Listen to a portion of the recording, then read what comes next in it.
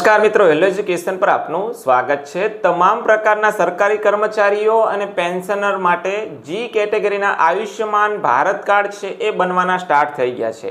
બે રીતે તમે બનાવી શકો છો, પોતાના મોબાઈલ કે કમ્પ્યુટરની મદદથી ઘરે બેઠા પણ બનાવી શકો છો, અને બીજી રીતે તમે PHC, CHC, SDH, Ayushman office હોય તો ત્યાં જઈને પણ તમે આ રીતના જી કેટેગરીના આયુષ્યમાન કાર્ડ બનાવી શકો છો। આજના વિડીયોમાં આપણે ઘરે બેઠા કેવી રીતે આયુષ્યમાન જી કેટેગરીનું જનરેટ કરી શકાય છે એ જોવાનું છે।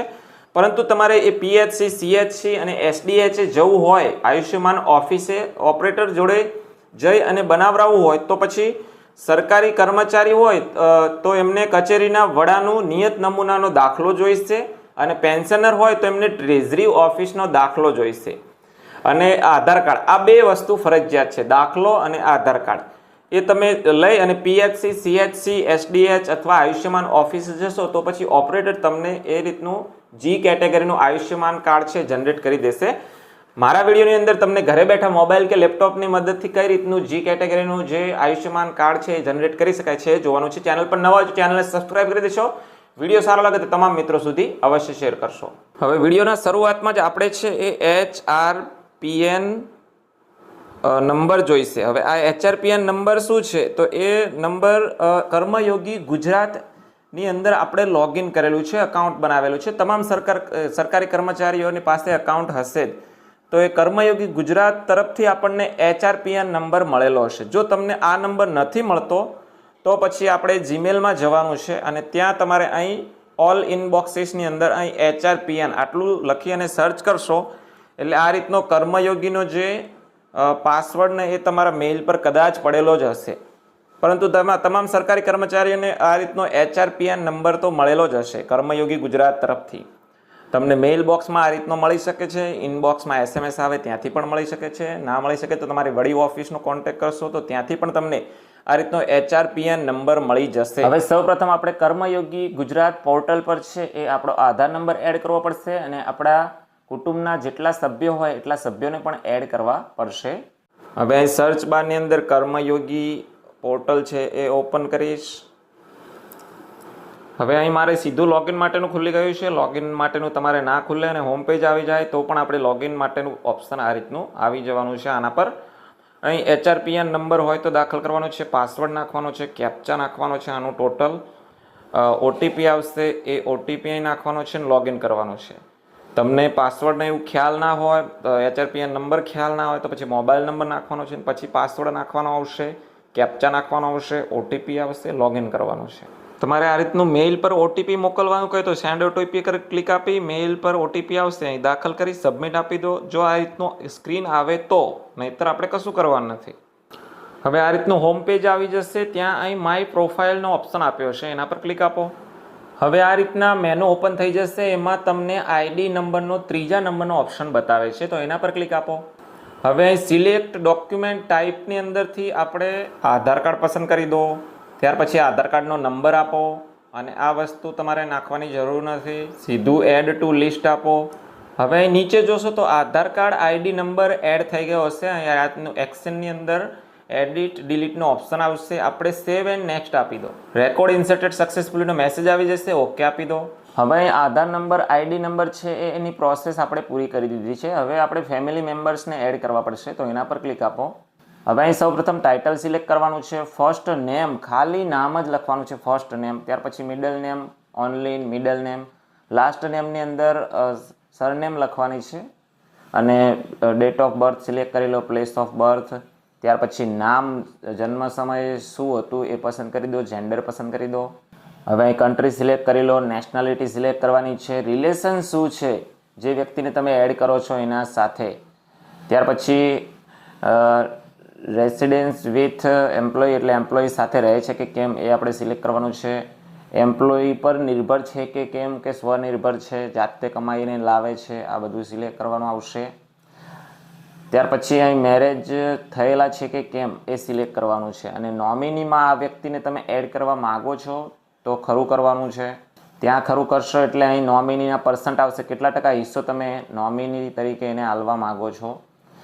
ત્યાર પછી જો કોઈ ફેમિલી મેમ્બર્સ છે તમારા સરકારી નોકરિયાત હોય તો ઓલરેડી આપણને ખબર છે કર્મયોગી પોર્ટલ પર એનું રજિસ્ટ્રેશન થયેલું હોય તો અહીં એ પ્રમાણે સરકારી નોકરિયાત હોય અને કર્મયોગી પોર્ટલમાં અકાઉન્ટ હોય તો પછી યસ સિલેક્ટ કરવાનું છે. યસ સિલેક્ટ કરશો એટલે પછી એનો HRPN નંબર માગશે.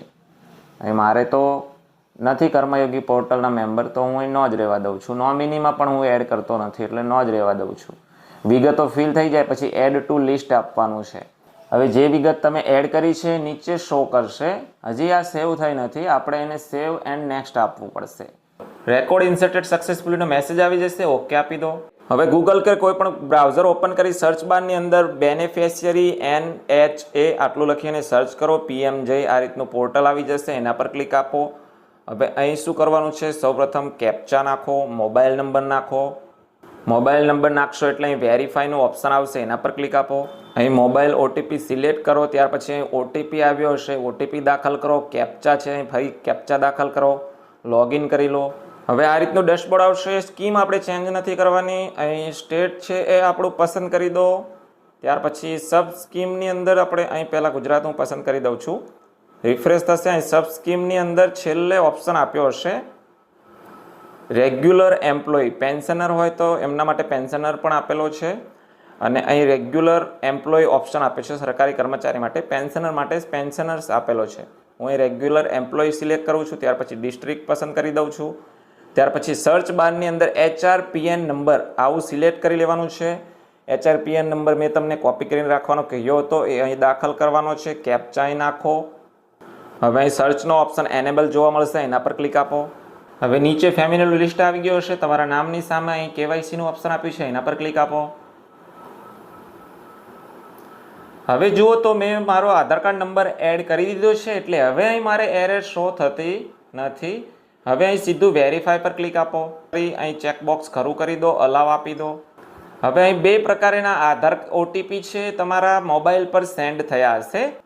જે પહેલો OTP છે એ આધાર કાર્ડનો OTP આવ્યો હશે અને જે મોબાઈલ નંબર નાખી અને તમે આ વેબસાઇટની અંદર લોગિન કર્યું છે એના બે OTP તમને પડ્યા હશે.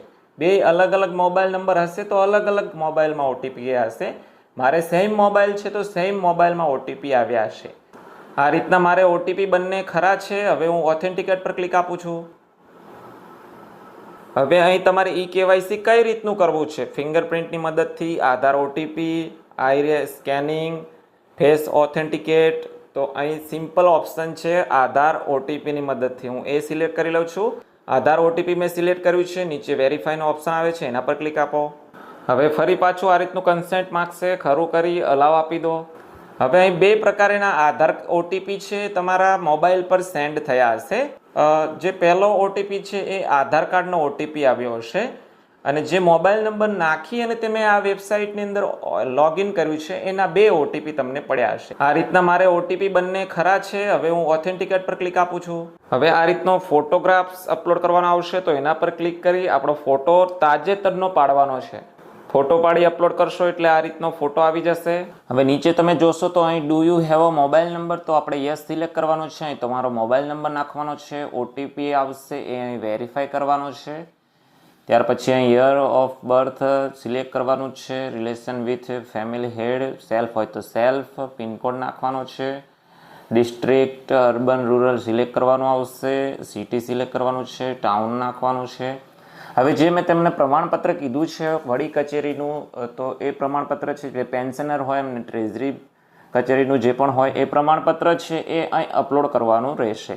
વિડીયોના શરૂઆતમાં જ મેં તમને પ્રમાણપત્ર બતાવ્યું છે. એ પ્રમાણપત્ર અપલોડ કરવાનું છે. એનો નમૂનો તમને આ વિડીયો ડિસ્ક્રિપ્શનમાં મળી જશે. અને ત્યાર પછી અહીં સબમિટ પર ક્લિક આપશો એટલે આપણો રેકોર્ડ છે એ સબમિટ થઈ જશે અને જે લેવલ 1 કક્ષાના અધિકારી છે એમના પાસે એપ્રુવ માટે જતો રહેશે.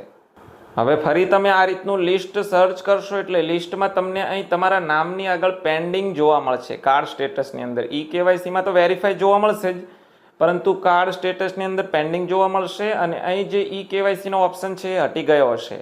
હવે તમારી રિક્વેસ્ટને છે એ લેવલ 1 અધિકારી હોય એ એક્સેપ્ટ કરે છે કે રિજેક્ટ કરે છે એ થોડા દિવસોની અંદર તમને ખબર પડી જશે. ફરીથી આપણે આ રીતનું સર્ચ કરશો એટલે અહીં તમારે એપ્રુવનો ઓપ્શન આવી જશે અને કાર્ડ છે એ ડાઉનલોડ માટેનો પણ ઓપ્શન આવી જશે. એના પર ડાઉનલોડ પર ક્લિક કરી અને આપણે કાર્ડ છે ડાઉનલોડ કરી લેવાનું છે. ડાઉનલોડ પર ક્લિક કરશો એટલે ફરી પાછું આ રીતની સ્ક્રીન આવી જશે. અહીં આધાર નંબર સિલેક્ટ કરી અને પછી આપણે કન્સેન્ટ આપી ઓટીપી સેન્ડ કરવાનો રહેશે. આધારનો ઓટીપી આવશે. લોગિન કરેલું હોય એ મોબાઈલ પર ફરીથી ઓટીપી આવશે. એ બંને ઓટીપી વેરીફાઈ કરશો એટલે Ayushman card has been download સક્સેસફુલીનો મેસેજ આવી જશે. અહીં તમારે ડાઉનલોડનો ઓપ્શન આવે એના પર ક્લિક કરશો એટલે આવી રીતનું જે જી પ્રકારનું કેટેગરીનું જે કાર્ડ છે આયુષ્યમાન કાર્ડ એ તમારે ડાઉનલોડ થઈને આવી જશે. આને તમે જે પ્રમાણે આધાર કાર્ડ બનાવો છો એ પ્રમાણે પીવીસી પર પ્રિન્ટ કરાવી અને તમે કાર્ડ બનાવી શકો છો. તો આજના વિડીયો બસ આટલું જ જોવાનું છે મિત્રો. જી કેટેગરીનું આયુષ્યમાન કાર્ડ કેવી રીતે બનાવવું એ મેં તમને સમજાવ્યું છે. ઘરે બેઠા તમે આરામથી બનાવી શકો છો. વિડીયોની અંદર કોઈ પણ જગ્યાએ ખ્યાલ ના આવે તો કમેન્ટ બોક્સની અંદર અવશ્ય કમેન્ટ કરજો. વિડીયો ગમ્યો તો તમામ મિત્રો સુધી આ વિડીયોને અવશ્ય શેર કરશો. ચેનલ પર નવા હોય તો ચેનલને સબસ્ક્રાઇબ પણ કરતા જજો.